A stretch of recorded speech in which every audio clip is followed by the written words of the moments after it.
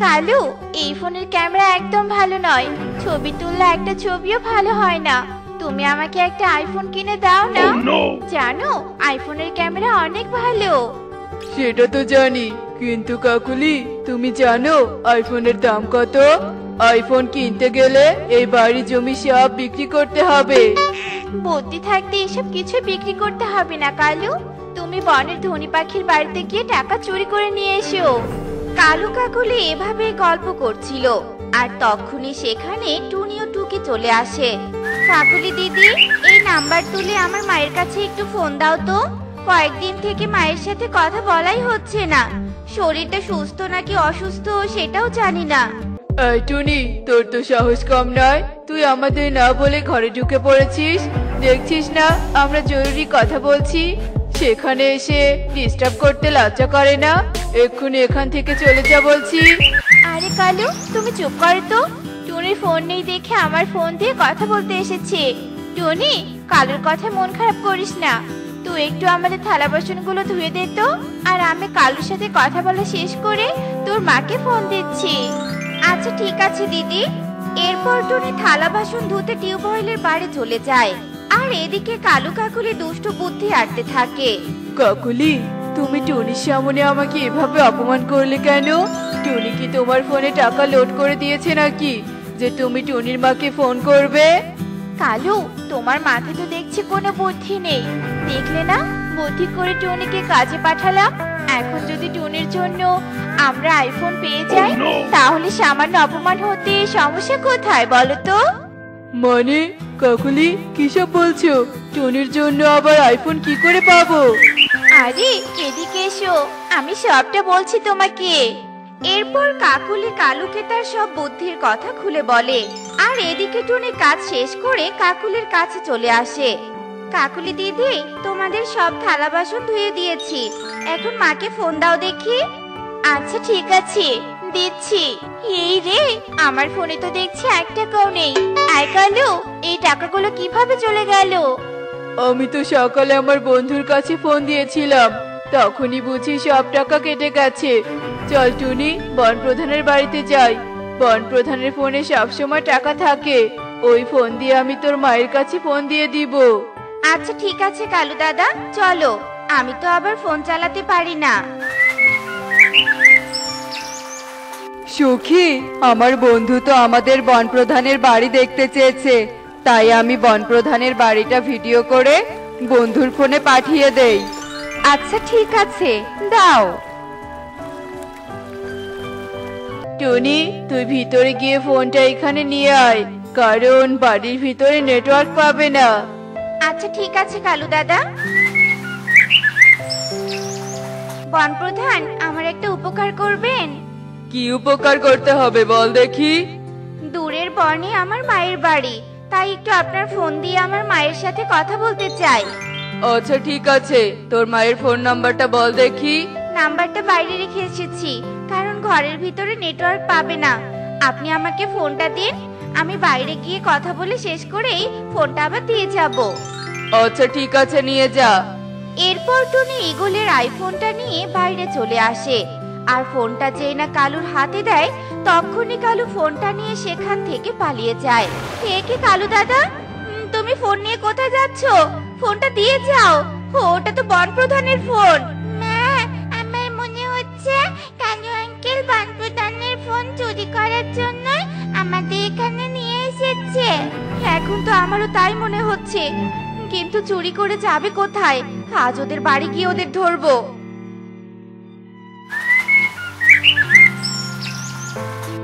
সব তো ভিডিও করলাম, এবার বন্ধুর হোয়াটসঅ্যাপে পাঠিয়ে দেই।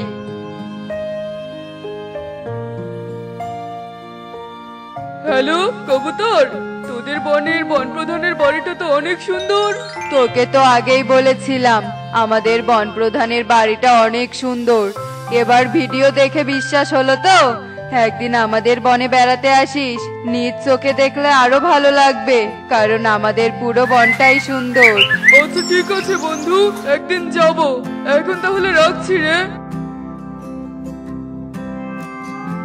কাকুলি দিদি, কালু দাদা কোথায় গেল? কালু দাদাকে তাড়াতাড়ি ফোনটা দিয়ে দিতে বলো, নয়তো যে বনপ্রধান আমাকে মেরেই ফেলবে। কি সব বলছিস টুনি? কালু তো বাড়িতে আসেনি, কি হয়েছে সব বল দেখি। এরপর টুনি কাকুলিকে সব কথা খুলে বলে। কালু এই কাজ করতেই পারে না, শুধু শুধু মিথ্যে বলে আমার স্বামীকে ফাঁসানোর চেষ্টা করবি না, তাহলে কিন্তু আমি তোকে ছেড়ে দিব না টুনি। কাউকে সাহায্য করতে গেলে নিজেকে বিপদে পড়তে হয়, সেটা আজ বুঝতে পারলাম।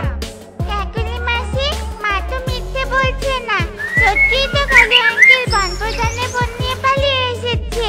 চুপ কর ছোট ছানা, মায়ের মতো দেখছি ভালোই মিথ্যে বলা শিখেছিস। এখন আমাকে বিরক্ত না করে এখান থেকে চলে যা তো। এরপর টুনি আর টুকি কিছু না বলে সেখান থেকে চলে যায়। আর পথে সুখীর সাথে তার দেখা হয়ে যায়। সুখী দিদি, এদিকে কোথাও কালু দাদাকে দেখেছো? না তো। তা কালুকে আবার তুই খুঁজছিস কেন? তোর মুখ দেখে মনে হচ্ছে খুব চিন্তায় আছিস, কিছু হয়েছে নাকি? এরপর টুনি সুখীকে সব কথা খুলে বলে। তুই আমাদের বাড়িতে আসতে পারিসনি? আমাদের তো ফোন আছে, জানিস না ওই কালু কাকুলি কতটা শয়তান। ওরা সব সময় শয়তানি বুদ্ধি করে যে কিভাবে কারো জিনিস হাসিল করা যাবে। আমি তো জানতামই না যে তোমরা ফোন কিনেছো। এখন তো জেনেছিস, তাই যখনই তোর মায়ের সাথে কথা বলতে ইচ্ছে করবে তখনই আমাদের বাড়িতে আসবি। আর চিন্তা না করে বনপ্রধানকে সবটা খুলে বল, তাহলে দেখবি বনপ্রধান কালুকে একটা উচিত শিক্ষা দিয়ে ছাড়বে। হ্যাঁ হ্যাঁ সুখী দিদি, তুমি ঠিক বলেছো। এরপর টনি আর টুকি বনপ্রধানের বাড়িতে চলে যায় আর বনপ্রধানকে সবটা খুলে বলে। কিন্তু বনপ্রধান টনির কোনো কথাই বিশ্বাস করে না। চোর পাখি কোথাকার, নিজে আমার ফোন লুকিয়ে রেখে এসে অন্যের নামে দোষ দিচ্ছিস, এর জন্য তোকে শাস্তি পেতেই হবে। তোতা তোতা, এই টুনিকে বন্দি করে লাঠি দিয়ে আঘাত করতে থাক। যতক্ষণ না আমার আইফোনটা ফিরিয়ে দিয়েছে ততক্ষণ আঘাত করতেই থাকবি। দামি ফোন দেখেছে তো, আর লোভ সামলাতে পারেনি। আচ্ছা ঠিক আছে বনপ্রধান। কি বলছো এসব? এত দামি আইফোন হারিয়ে বনপ্রধান টুনির কথা বিশ্বাস করে টুনিকে ছেড়ে দিবে নাকি? মনে পড়েছে, আমি যখন বনপ্রধানের বাড়ি ভিডিও করছিলাম তখন দূর থেকে কালুকে বাহিরে দেখছিলাম। ভিডিওটা জুম করে দেখতে হবে, তাহলেই সব প্রমাণ বের হবে। হ্যাঁ কবুতর, তাড়াতাড়ি দেখো। এই তো সত্যি কালু ফোন নিয়ে পালিয়ে গেছে। এখন তাড়াতাড়ি বনপ্রধানের কাছে গিয়ে সবটা দেখাতে হবে। বল, বনপ্রধানের ফোন কোথায় রেখেছিস বল। আমি তো বলেছি বনপ্রধানের ফোন কালু দাদা নিয়ে গেছে, তারপরেও তোমরা কেন বিশ্বাস করছো না? চুপ কর, একদম মিথ্যে বলবি না। দাদা, টুনিকে মেরো না। টুনি যা বলেছে সব সত্যি বলছে, আর সত্যিটা প্রমাণ করার জন্যই আমি এখানে এসেছি। মানে তুই আবার সত্যিটা কিভাবে প্রমাণ করবি? এরপর কবুতর তার ফোনের ভিডিওটা বনপ্রধানকে দেখিয়ে দেয়। সত্যি তো, এখানে টুনির কোনো দোষ নেই। তোতা, টুনিকে ছেড়ে দে, আর তাড়াতাড়ি কালুর বাড়িতে যেতে হবে, নয়তো কালু বন ছেড়ে পালিয়ে যাবে। কাকুলি, তোমার শখের আইফোন তো এনে দিলাম, এখন সবার সামনে ফোন বের করে ছবি তুলতে যেও না, তাহলে কিন্তু ধরা পড়ে যাবে। সবার সামনে ছবি তুলতে হবে না কালু, আমার বাড়ির কারাগারে ছবি তোলার ব্যবস্থা করে দিব। ইয়ে মানে বনপ্রধান, আপনি এখানে? সেটা তো তুই ভালো করেই জানিস শয়তান পাখি, তোর এত বড় সাহস বনপ্রধানের আইফোন চুরি করিস? কি ভেবেছিলি চালাকি করে ফোন নিয়ে আসবি আর তোকে ধরতেও পারবো না? সত্য কখনোই গোপন থাকে না। তোতা, এদের দুজনকে ধরে নিয়ে বাড়িতে যা। জি বনপ্রধান, যাচ্ছি। টুনি, আমাকে ক্ষমা করে দিস, আসলে আমি না বুঝে তোর সাথে অন্যায় করেছি। চিন্তা করিস না, তোর মায়ের সাথে কথা বলার জন্য আমি তোকে ভালো একটা ফোন কিনে দিব। বনপ্রধান, এভাবে বলবেন না। আপনি এত বড় পাখি হয়ে আমার কাছে ক্ষমা চাইছেন কেন? আমি তো অনেক আগেই আপনাকে ক্ষমা করে দিয়েছি। এই টুনি, আমরা কি বেড়াতে এসে এভাবে এক জায়গায় বসে থাকবো নাকি? হ্যাঁ রে টুনি, খুব তো বলেছিলি এখানে চারপাশটা নাকি অনেক সুন্দর, তা সেটা কি এখানে দাঁড়িয়ে থাকলে দেখা যাবে বলতো? ঠিক আছে কালু দাদা, তোমরা চারদিকটা ঘুরে দেখো, তবে পশ্চিমের দিকটায় কিন্তু ভুলেও যেও না, কেননা পশ্চিমের চারদিকটা বরফে ঢাকা, আর সেখানে গেলে নাকি বিপদে পড়তে হয়। আচ্ছা ঠিক আছে রে টুনি, আমরা পশ্চিমের দিকে যাব না, এসো তোমরা। এরপর কালু কাকুলি ও কবুতর বনের চারপাশটা ঘুরে দেখার জন্য চলে যায়। এদিকে টুনি সবার জন্য রান্না করতে থাকে। সবাই তো মনে হয় আনন্দে ঘুরছে, এদিকে আমার মনটা যে বরফের বন দেখার জন্য ছটফট করছে। বরফের বন দেখার আমার অনেক দিনের শখ। যাই, ওদের চোখ ফাঁকি দিয়ে আমি বরফের বন দেখতে পশ্চিমের দিকে চলে যাই। এরপর কালু সবার চোখ ফাঁকি দিয়ে পশ্চিমের দিকে চলে যায়, আর সেখানে যাওয়া মাত্রই সে অনেক দূরে একটা আলু বাড়ি দেখতে পায়। আরে এ আমি কি দেখছি, বরফের মাঝে এত সুন্দর একটা বাড়ি কে বানিয়েছে? এদিকে এখানে এসে অনেকটা ঠান্ডাও লাগছে, কিন্তু যতই ঠান্ডা লাগুক না কেন ওই বাড়িতে আমি যাবই যাব। এই কথা বলে কালু সেই আলুর বাড়ির ভিতরে চলে যায়, আর সেখানে যাওয়া মাত্র সে একটা সোনার বিটকেস দেখতে পায়। আর যেই না সে সোনার বিটকেস খোলে, তখনই সে বিটকেসের ভিতরে একটা সোনার পুতুল দেখতে পায়। বরফের বনে এত দামি একটা বাড়িতে এত দামি দামি জিনিস আছে, সেটা নিশ্চয়ই টুনি জানতো। আর এসব কিছু ও একাই নেয়ার জন্য আমাদেরকে এখানে আসতে নিষেধ করেছিল, কিন্তু ওর এই চালাকি আমি ধরে ফেলেছি। এখানে আর বেশিক্ষণ থাকা যাবে না, নয়তো এই সোনার পুতুল নিতে পারবো না। এই কথা বলে কালু যেই না সোনার পুতুলটা নিয়ে চলে যাবে, ঠিক তখনই কালুর সামনে এক বরফের রানী এসে যায়। আমার সোনার পুতুল নিয়ে কোথায় পালিয়ে যাচ্ছিস কালু? ইয়ে মানে না মানে, তোর সাহস কি করে হলো? তুই আমার আলুর ঘরে প্রবেশ করে আমার সোনার পুতুল নিয়ে পালিয়ে যাচ্ছিস? এর জন্য তোকে আমি কঠিন শাস্তি দিব। এই কথা বলে বরফের রানী কালুর ওপর জাদু শক্তি প্রয়োগ করে। এখন থেকে তুই যা স্পর্শ করবি তাই বরফ হয়ে যাবে। এই বরফযুক্ত শরীর নিয়ে তুই কখনো কাউকে সাহায্য করতে পারবি না, কিন্তু তোর এই অবস্থা থেকে তুই সেদিনই মুক্তি পাবি যেদিন তুই কারো সাহায্য করতে পারবি। এরপর বরফের রানী কালুর থেকে সোনার পুতুলটা নিয়ে নেয়, আর সে অদৃশ্য হয়ে যায়। আর বরফের রানী অদৃশ্য হওয়ার সাথে সাথে তার আলুর বাড়িটাও অদৃশ্য হয়ে যায়। এদিকে কালুও সেখান থেকে টুনির কাছে চলে আসে। একে কালু দাদা, তুমি এতক্ষণ কোথায় ছিলে? এদিকে আমরা সবাই তোমাকে খুঁজে বেড়াচ্ছি। আমি যে অতি চালাক হতে গিয়ে বরফের রানীর কাছে ধরা পড়ে গেছি রে টুনি। তুই ঠিকই বলিস, অতি চালাকের গলায় দড়ি। আজ যদি তোর কথা শুনতাম তাহলে আজ আমাকে এমন পরিস্থিতিতে পড়তে হতো না। কি হলো কালু, তুমি টুনির কথায় কোনো উত্তর দিচ্ছ না কেন? এতক্ষণ তুমি কোথায় ছিলে বলো তো? আমার ওই লোভের কথা কাউকেই বলা যাবে না, তা না হলে সবাই আমাকে নিয়ে অনেক কথা বলবে। এখন যে আমি কি করি না না, এদের কারোর প্রশ্নের উত্তর দিতে পারবো না। এর থেকে ভালো হবে আমি এখান থেকে পালিয়ে যাই। যেমন কথা তেমনই কাজ। এরপর কালু সেখান থেকে পালিয়ে যায়, আর সোজা একটা তরমুজের দোকানের সামনে গিয়ে দাঁড়িয়ে যায়। তরমুজ কিনবি রে বাবা? হ্যাঁ বুড়িমা, আমাকে এক পিস তরমুজ দাও তো, ও অনেকক্ষণ থেকে কিছুই খায় না। এই নে রে বাবা। এরপর কালু যেই না তরমুজটা হাত দিয়ে ধরে, সাথে সাথে তরমুজটা বরফ হয়ে যায়। তা দেখে মিনু বৃদ্ধা অবাক হয়ে যায়।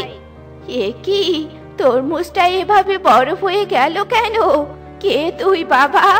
নিশ্চয়ই তুই কোনো বরফের জাদুকর।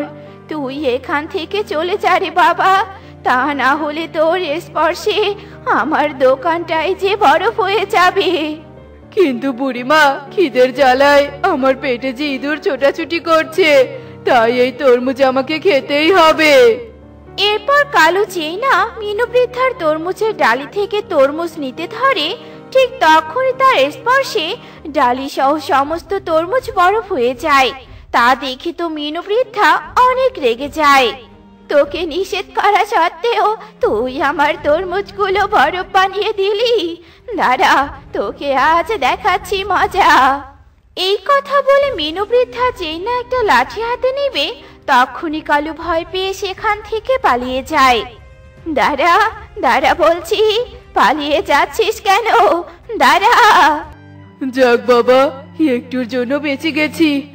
এখন তো দেখছি খিদে পেলেও খেতে পারবো না। না না, যেভাবে হোক অন্যকে সাহায্য করতে হবে, আর বরফের রানীর জাদু শক্তি থেকে মুক্তি পেতে হবে। একই ঠাম্মি, তুমি একা একাই বনের ভিতরে কি করছো? এই মাছের ডালিটা মাথায় তুলে দিতে পারবে এমন একজনের জন্য অপেক্ষা করছি রে দিদি ভাই, কিন্তু তেমন কাউকে তো পাচ্ছি না। এই তো সাহায্য করার মতো একজনকে পেয়েছি। যাই, ওই বুড়িমাকে গিয়ে সাহায্য করি আর নিজেকে পাপ মুক্ত করি। আর একবার যদি এই পাপ থেকে মুক্তি পেয়ে যাই, তাহলে আর দ্বিতীয়বার লোভ করব না। এই কথা বলে কালু কামিনী বৃদ্ধার কাছে চলে যায় আর বলে, আমি তোমাকে সাহায্য করছি বুড়িমা। এই কথা বলে কালু যেই না মাছের ডালিটা ধরে, অমনি মাছগুলো সব বরফ হয়ে যায়। হায় হায় রে, আমারে কি সর্বনাশ হয়ে গেল! তুই আমাকে সাহায্য করতে এসেছিস নাকি আমার ক্ষতি করতে এসেছিস? হারামজাদা, দাঁড়া, তোকে দেখাচ্ছি মজা। কামিনী বৃদ্ধার কথা শুনে কালু আবারও সেখান থেকে পালিয়ে যায়। হায় হায় রে, সামান্য একটু লোভ করার ফলে এত কঠিন শাস্তি ভোগ করতে হচ্ছে। এখন আমি কি করব, কোথায় যাব? এখন তো মনে হচ্ছে না খেতে পেরে মরে যাব। মা, মা, এক্ষুনি এই বান ছেড়ে আমাদেরকে পালাতে হবে। কেন রে মা, কি হয়েছে? বানের ভেতরে সবাইতে আগুন লেগে গেছে, তাই সবাই বান ছেড়ে পালিয়ে যাচ্ছে। সবাই পালিয়ে যাচ্ছে বান ছেড়ে? ঠিকই করেছে। ঘরের আগুন পুরো বনে লাগার আগেই আমাদেরকেও পালিয়ে যেতে হবে। পেয়েছি, অন্যকে সাহায্য করার উপায় আমি পেয়ে গেছি।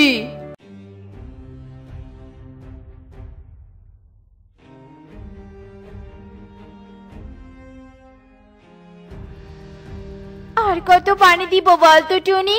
এই বনের সবাই তো একে অপরকে সাহায্য করা ছেড়ে দিয়ে ভয়ে পালিয়ে যাচ্ছে, আর আমরা দুজন মিলে কি এমন করব বলতো? এরপর কাঁদতে কাঁদতে সেখানে মিনু বৃদ্ধা চলে আসে আর টুনিদেরকে দেখে বলে, মারে, আমার ঘরেও যে আগুন লেগে গেছে, আর আমার ঘরের ভিতরে যে আমার অনেক কষ্টে জমানো টাকা রয়ে গেছে। তোরা আমার টাকাগুলো রক্ষা কর রে মা, তা না হলে যে আমি নিঃস্ব হয়ে যাব, নিঃস্ব হয়ে যাব। মিনু বৃদ্ধার কান্না কালু এসে শুনতে পায় আর বলে, কেঁদো না বুড়িমা, কেঁদো না, আমি তোমাদেরকে সাহায্য করব। এই কথা বলে কালু তার সামনে থাকা ঘরগুলোতে চলে যায় আর আগুন লেগে যাওয়া ঘরে একে একে স্পর্শ করে, আর সবগুলো ঘর স্পর্শ করার সাথে আগুন নিভে যায়, কেননা কালুর শরীরে বরফের শক্তি ছিল। তোকে অনেক ধন্যবাদ রে বাবা, তুই একদিন আমার ক্ষতি করেছিলি, কিন্তু আজ আমার অনেক বড় উপকার করলি। এই নে, এই 50 টাকা তুই নে, এটা দিয়ে তুই কিছু কিনে খাস। এরপর কালু মিনু বৃদ্ধার থেকে টাকা নেয়, কিন্তু এবারে সেটা আর বরফ হয়ে যায় না, আর তা দেখে তো কালু অনেক খুশি হয়ে যায়।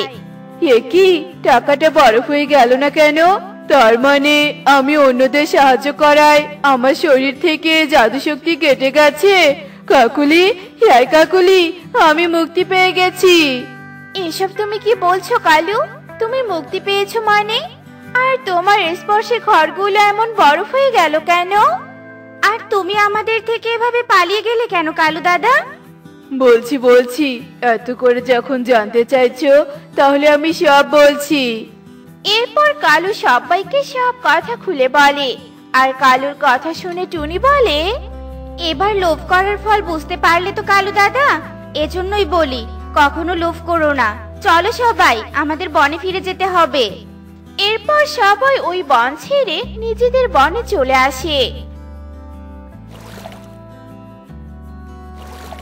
দেখলে তো বন্ধুরা, লোভ করলে কি হয়? এমনই সব মজার মজার শিক্ষণীয় টুনি পাখির গল্প দেখতে আমাদের পাশে থেকো। আর গল্পগুলো কেমন হয়েছে তা কমেন্টে জানাতে ভুলো না কিন্তু। Bye bye.